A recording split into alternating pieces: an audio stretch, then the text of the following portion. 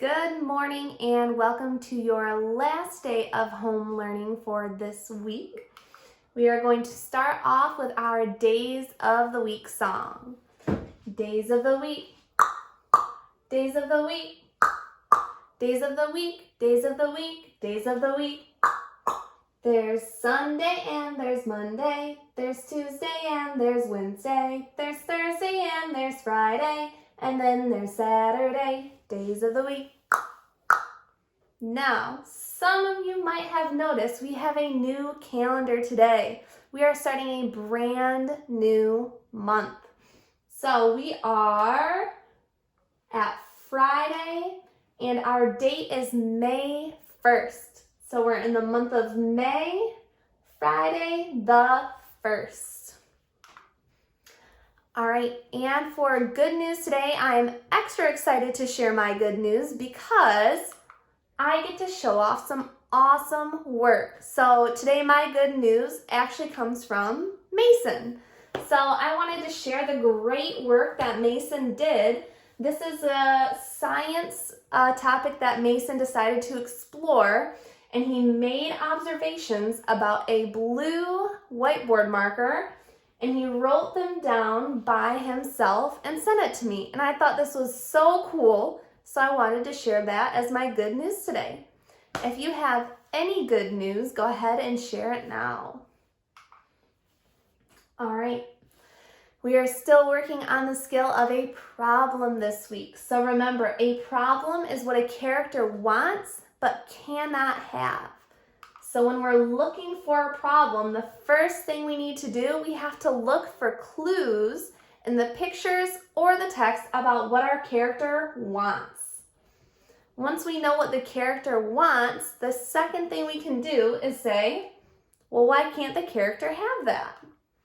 And our last thing, we use the sentence stem. The problem is the character wants blank, but can't have it because blank.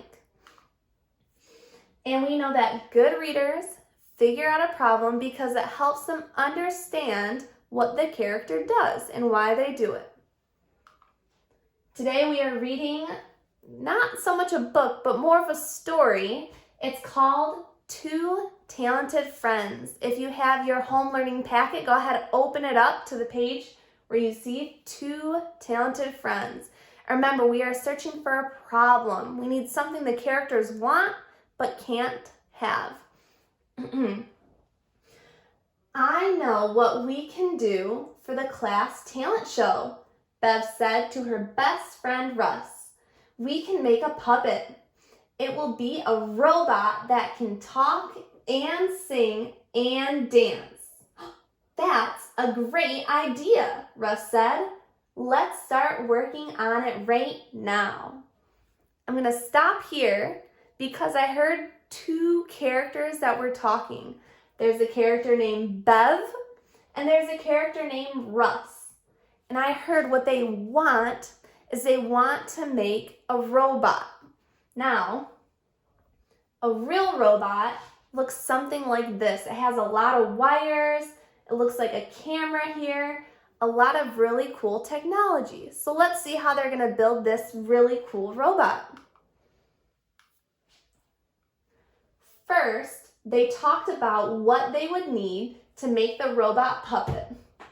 Then, they started looking for the materials. They found an empty round oatmeal box for the robot's body. For the head, they chose a small square box that tea bags came in. They used old plastic toothbrush holders for the arms and legs. Now, I wanted to bring up a picture of a robot again because we know our characters, they want to build a robot, right?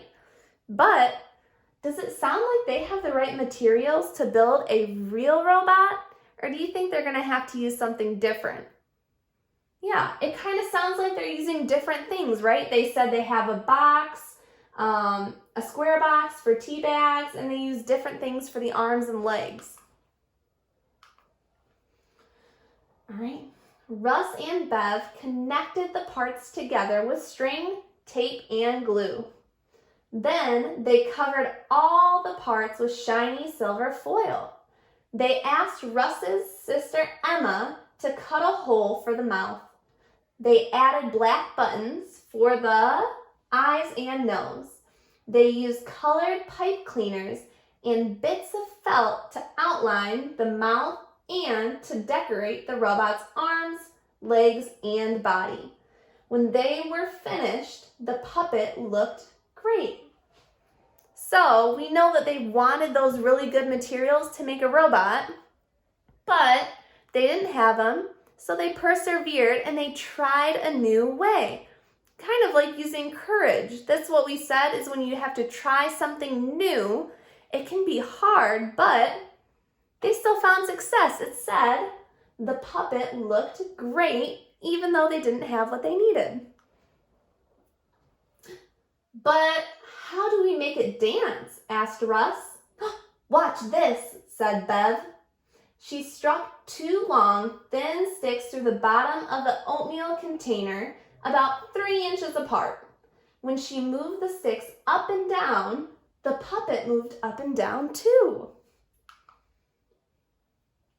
At the talent show, Bev and Russ put a sheet over a table and then hid behind the table.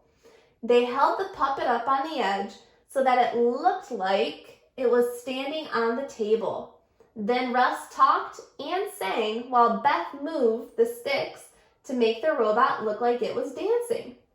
The robot puppet was a big hit with the class, but better than that, the two best friends had fun building their robot puppet together. Pretty cool story about two friends working together to reach a goal. That is success. All right, now that we have read the story, it's time for us to answer a question. Today, my question says, what problem did Bev and Russ have when building their robot in Two Talented Friends? Now, when we respond today, this is a perfect opportunity to use that sentence stem that we learned about. So on mine, I'm going to write, the problem is that Bev and Russ want blank, but can't have it because blank. Now, go ahead, take a minute, talk with somebody around you. What do you think the problem was? What did we say that Bev and Russ really wanted but couldn't have? Take a minute to think about it here and pause me if you need to. I am going to give you the answer. I said the problem is that Bev and Russ want a robot puppet, like a real one, like the picture I showed you. But they can't have it because they don't have the right tools. Remember, a real robot would have metal and wires and a lot of complicated things.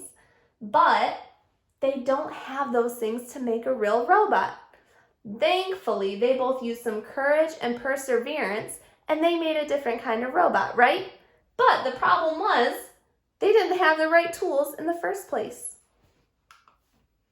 All right, a reminder to do your quick drill cars or watch a video from Miss Patterson if you like to practice that way. And your quick write prompt. Today it says, what is a food that you hate? Write about it. Now, I don't know if there's a food I hate. Maybe I'd say, I don't like fish, but I really wish I did. So that's a food I really don't like, but what I would write about is how much I wish I liked it because it looks so yummy. But when I put it close to my mouth, ugh, yuck. And last but not least, your daily reading log. So please remember to jot down anything you're reading. If you end up filling it up and finishing it, send it to me because I would love to see what you are learning. All right, I have one more video to post for your Friday and check it out. It is our math lesson video next.